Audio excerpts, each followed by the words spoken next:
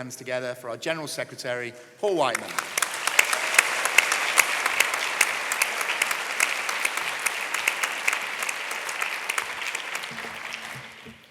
Good afternoon, conference. Thank you for that warm welcome and thank you for those kind words, Simon. My speech is the highlight of conference. No pressure there then. Let's hope this is a good one. Look, it's fantastic to see so many of you here, and I should say Prynhawn Da. And I hope I haven't offended the Welsh contingent with that pronunciation. I've been practicing that for about a fortnight, but I only realised that Borodar was wrong when someone told me yesterday that I'm in the afternoon, not the morning. But I'm delighted, genuinely delighted, that annual conference is here in Wales. It's been far too long coming to Wales, and it's an important reminder that NAHT values its members everywhere. And we will no doubt take a conference to Northern Ireland soon enough too. Now, you better start brewing some more Guinness. Colleagues, I played with some one-liners to open this speech, ideas and jokes about leeks, sheep and daffodils. But I've spent a lot of time with members in Wales and the staff team in Wales this year and found that there really is a welcome in the hillside that's so warm, even to an Englishman like me, that it would have been cheap and even churlish to open like that, so I will resist the temptation out of respect. But when it comes to the memory of Six Nations rugby, I'm sorry, but there is no restraint. A referee who was clearly wearing a red vest under his black shirt, sending two Englishmen, count them, not one, but two Englishmen to the sin bin, pretty much at the same time, and of course for no reason. A penalty try for Wales. Wales allowed to attack the English penalty taker before he even began his run-up. And failing to give England an obvious penalty try that they should have had in the second half. But colleagues, by the slimmest of margins, England prevailed. And our National Secretary for Wales, Laura Dole, had to wear an England woolly hat again for the second year. We have the photographs, conference, to prove it. We can put them up on the screens later if we need to. But more seriously, I dread to think what my forfeit will be when the tables are turned. More seriously, I can't tell you how delighted I am to be here with you, and I can't tell you how proud I am to once again be standing in front of you as your General Secretary. And the NAHT is now in its 128th year, and we have so much to celebrate. NAHT is in the best shape it's ever been, from a little over 27,000 general members in 2017 to a little over 38,000 this morning. Add to that 11,000 life members, and we represent over 49,000 education professionals, organised into professional communities through local branches and regions to make sure that your union is relevant and properly representative. All of you here are evidence of that organisation and participation. That activity from local professionals makes sure that your views are faithfully represented to employers, to those in power, and to the public too. Your voice, so very important to the successful future of education. Growth, community, and voice. The three pillars that have underpinned our success since 2017. Now, during what we all believe will be a general election year, and after last night, maybe quicker than was planned, but who knows, I want to take a moment to remind those who seek power of who we are. NAHT, the Union for School Leaders. Pragmatic, but never at the expense of being ambitious.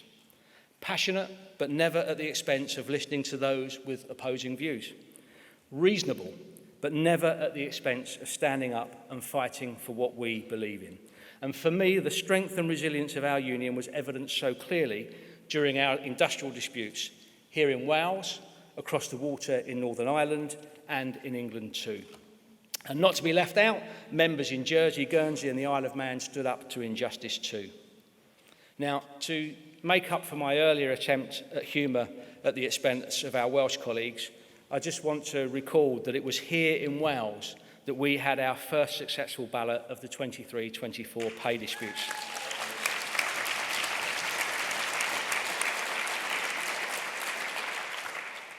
I pay tribute to members in Wales. You stood firm I'm proud of you, and you should be proud of yourselves. Relentlessly reasonable education leaders, yes. But I warn all politicians. NAHT take their duty to the children and young people seriously, and they take their duty to themselves equally so.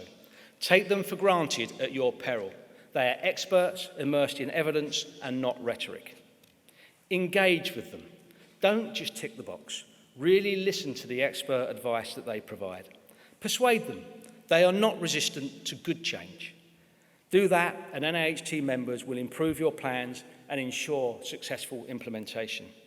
Ignore them, and they will stand up to stupidity. It's almost a year, colleagues, almost a year to the day, actually, that in my speech to conference last year, I called on you to stand firm and to stand proud in the name of education. And didn't you do yourselves proud too? Across the UK, a combination of direct action, targeted campaigning and savvy negotiations were the key to our success, and our members were all at the heart of it. An incredible achievement. Now, remember, industrial action is the hardest thing to do, and it's always the last resort. But you did not flinch, and you did not waver. In England, Wales, Northern Ireland, you stood firm, and you stood proud in defence of education and in defence of your professional dignity too. We should take a moment to celebrate the solidarity of our members. Don't just give yourselves a round of applause, make a lot of noise and celebrate your successes of last year.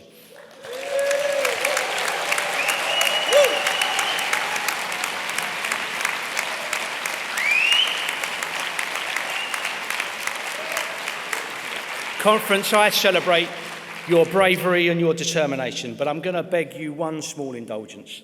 The staff team at NAHT got on with the job. They worked relentlessly with dedication and professionalism and without complaint too. I'm proud of them and I'm sincerely grateful for their efforts, and I invite you to acknowledge them with a round of applause too.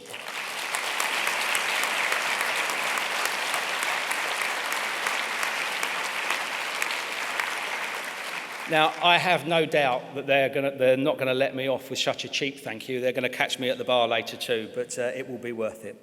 Now, if our work through disputes was the sum of our successes for last year, that would have been enough. But there's so much more. Pay and workload agreements now being implemented. Securing the removal of performance-related pay in England. Better relationships with the inspectorates across all 3 jurisdictions. We've played a leading role in achieving the consensus that SEND is broken. Not even the Westminster government has the brass neck to claim that's working. We have evidence beyond doubt that we have a real recruitment and retention crisis. Our evidence that teacher pay is too low and workload too high is beyond reproach. The toll on the health of the workforce accepted. We have evidenced the drivers of inhumane inspection and accountability systems that have resulted in tragedy and continue with the risk. And we have exposed the condition of much of the school estate that is absolutely shameful. What message? What message do we send to young people when we seek to educate them in crumbling buildings? Now, we are a union of leaders, and your leadership qualities have had a massive impact on our successes. Through your efforts, our collective argument is undeniable. But unlike schools, the country is crying out for good leadership. Currently, at its best, it's surreal, and at its worst, it's downright negligent. Time and time again, it's the teaching and leadership unions that need to convince government as to the value of investing in education. Where is our champion around the cabinet table? I was first elected to be General Secretary in 2017, and I've met 8 different Secretaries of State for Education in that 7 years. What chance progress with an average tenure of less than 1 year? Can you imagine the state of a school if it changed head every year? We wouldn't allow it, would we? Now, as you know, I don't like one-word judgments, but if the Prime Minister is the DfE's Chair of Governor, he needs to go away and have a word with himself. Remember his speech to the Conservative Party last year? He told us that education is the silver bullet. Education is the investment priority. No action on that yet. Another promise broken. Prime Minister, be a better Chair of Governors. Give the DfE the resources you promise, the support the profession needs, and then get out of the way. Now, in my school analogy here, Gillian Keegan is, of course, the head teacher. Now, to be fair to Gillian, she is the longest serving for quite a while. I do not... I didn't expect to giggle at that one, but I suppose it's worth it. I don't doubt her commitment, and I don't doubt her determination to her task. We often disagree, but our dialogue is valuable. But I suspect the election manifesto for government is pretty well cast. But Gillian, you are the profession's champion around that cabinet table. Children need you to be successful in making the case. For the best part of 15 years now, schools have been treated as though they're the sideline, a niche portfolio to be considered once populist talk on immigration, polarised views on trans rights, and removing the right to protest have all been exhausted. And let's not forget removing the right to strike while we're about it. The effect of such neglect on our schools has been pernicious. If political parties think that the electorate haven't noticed or simply don't care, I strongly suspect they're all going to have a nasty shock during the election campaign. So I appeal to all of our politicians. Raise your game out of the gutter of smears, misdirection, and the creation of division simply to win a vote. Instead, have vision and put a compelling proposition to the country. Don't simply be less bad than the others. As we meet here in Wales, the birthplace and home of one of the UK's political giants, I make that appeal. Nye Bevan, a politician with vision and determination, demonstrating the use of power not for its trappings or for its own sake, but for the good of the country. A transformative vision for a health service that even after 70 years we value more and more each day. Where is the modern politician that will have a similar level of ambition for the nation's children and young people? Who will create an education system that the whole country will value in the same way they value the NHS? Who will promise an education settlement that goes beyond talking big and actually delivers great things for the future of this nation? If Gillian comes up short, will it be Bridget that can persuade her party of the case to satisfy the country's need? Whoever it is, we will be undeterred because educators care in their hearts. We are going to keep on banging the drum and making the case for education. We're not going to go away.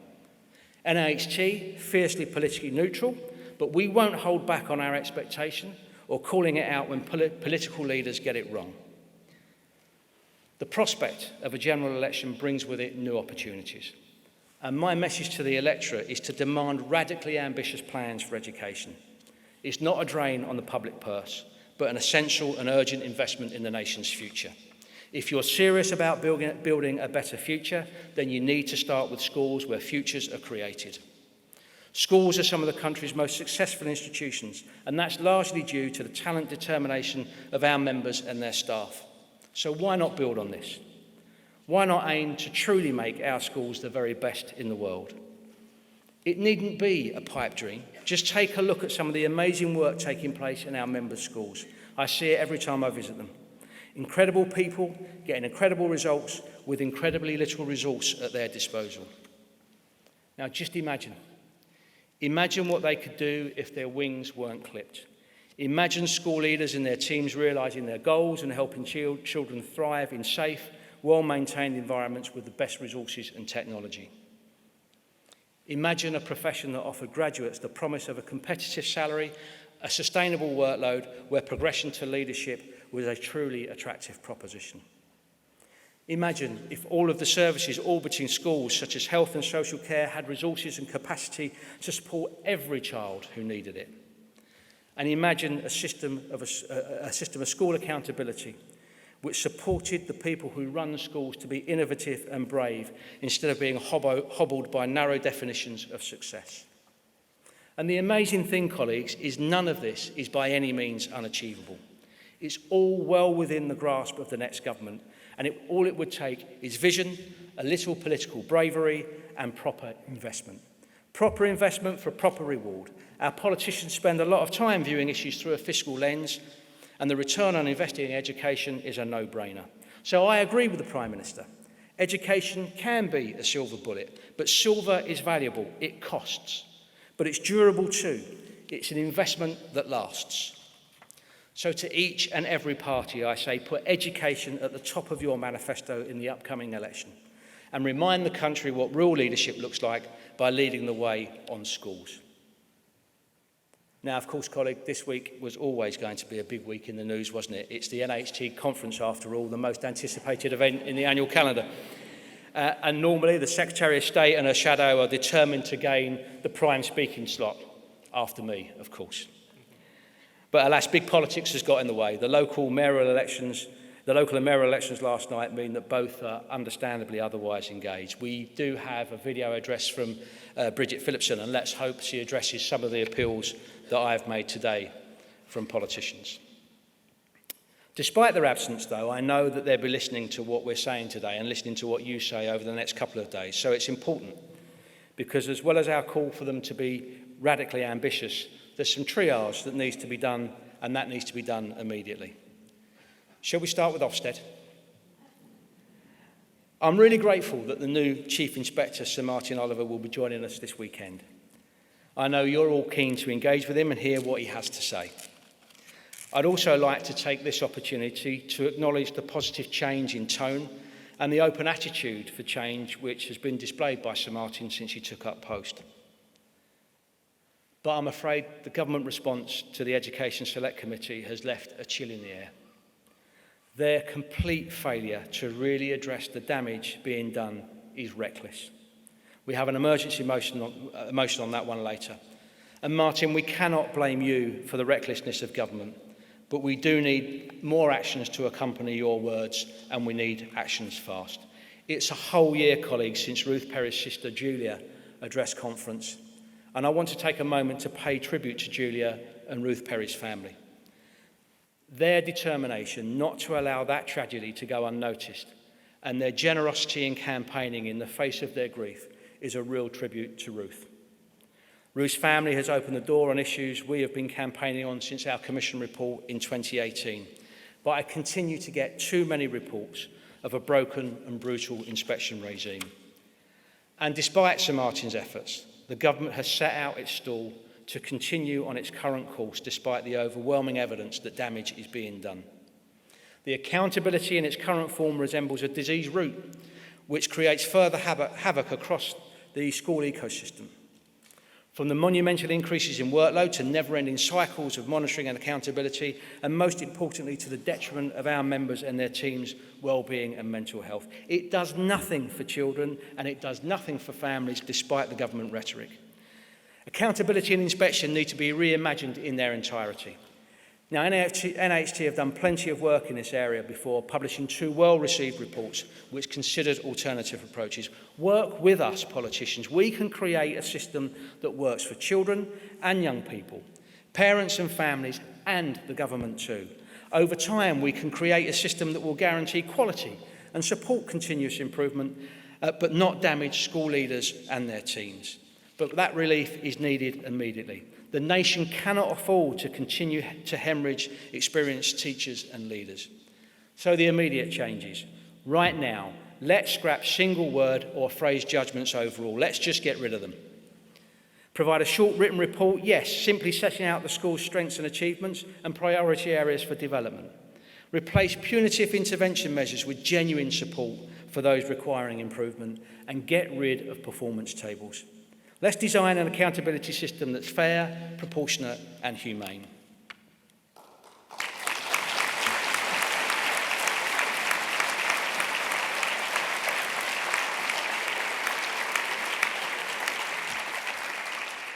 Conference, the second urgent issue that the government needs to pay attention to is the funding cliff edge that so many of you and your colleagues are facing.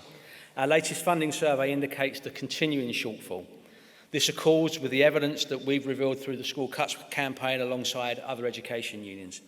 70% of schools have less money in real terms now than they had in 2010. That's the truth of it, despite the government claims. Children and young people should not be the victims of government's financial mismanagement. You cannot tell a generation of young people that we can't invest in them until the economy picks up.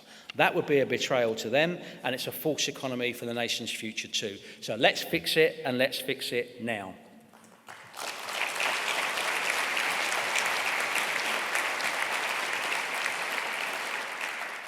We also need to talk about the state of the school estate. Once again, it seems almost inconceivable that a school leaders' union finds itself needing to ask government to ensure the buildings we teach our children in are fit for purpose. But here we are. Too many schools have fallen into disrepair for no other reason than they've been starved of funding. This is simply unacceptable. And colleagues, the irony of having spent years begging for concrete promises, but instead being handed a rack concrete crisis isn't lost on us, is it? Let's be honest. It should be a basic expectation that children are taught in safe buildings that do not leak, are warm in the winter and cool in the summer. I think schools should be palaces, but for now we will put up with safe and functional. Let's fix it now. And finally, to no surprise to anyone in this room, provision for SEND requires urgent attention. Put simply, the number of pupils requiring SEND support is spiralling and the funding to provide that support is dwindling. The practice of reallocating funding set aside for these pupils to balance the existing deficits in local authorities' high needs budgets is unacceptable. It's stealing resource away from the children who need it most, and it has to end. We need an EHCP system which doesn't leave schools financially exposed to the shortfalls in health and social care capacity. We need a sustainable, future-proof strategy for high needs funding which allows school staff and pupils to look beyond a single financial year. As it's often said, colleagues, how a society treats its most vulnerable is a measure of its humanity. Again, I don't like single-word judgments, but chaos is all I can come up with for that one. So let's fix it, and let's fix it now.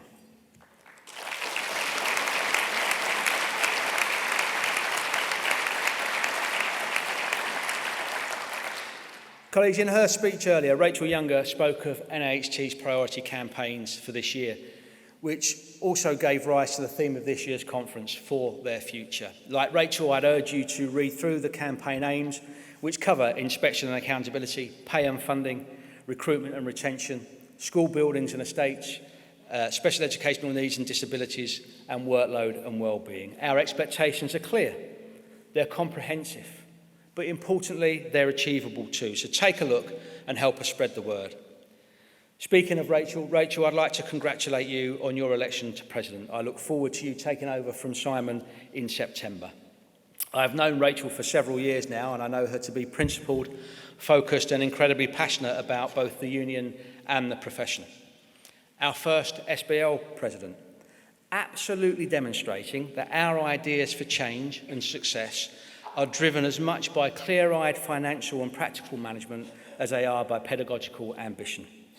Flanked by truly superb head teachers in Simon Kidwell as immediate past president and Angie Gibson as vice president, that will be a team that any prospective government should listen to.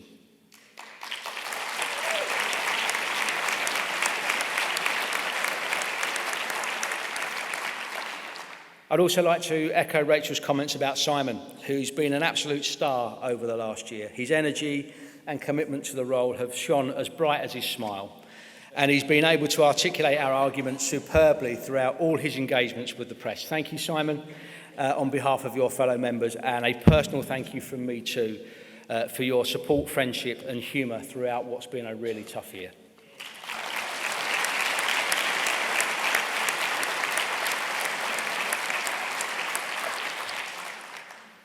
Conference. This is one of those moments. We might not yet know when it's going to fire, but we are staring at the general election starting gun. This is a huge opportunity for us to share our stories with the public and to build a body of support so strong that the case for education simply can't be ignored. This is the moment. So organise your branches, connect with your colleagues from around the regions, amplify the messages that we're sending to those fighting for power. This is the moment. So talk to parents at your school, share your stories with the local press, collaborate with other community groups. This is the moment. So tell your local parliamentary candidates to be truly ambitious for the young people. Ask them to speak out for education. Because, colleagues, this is a pivotal moment for the future of children, a pivotal moment for the future of education, and a pivotal moment for the future of the profession. Thank you for continuing to make this union what it is. Let's have a fantastic conference and remind the country what real leadership looks like. Thank you, conference.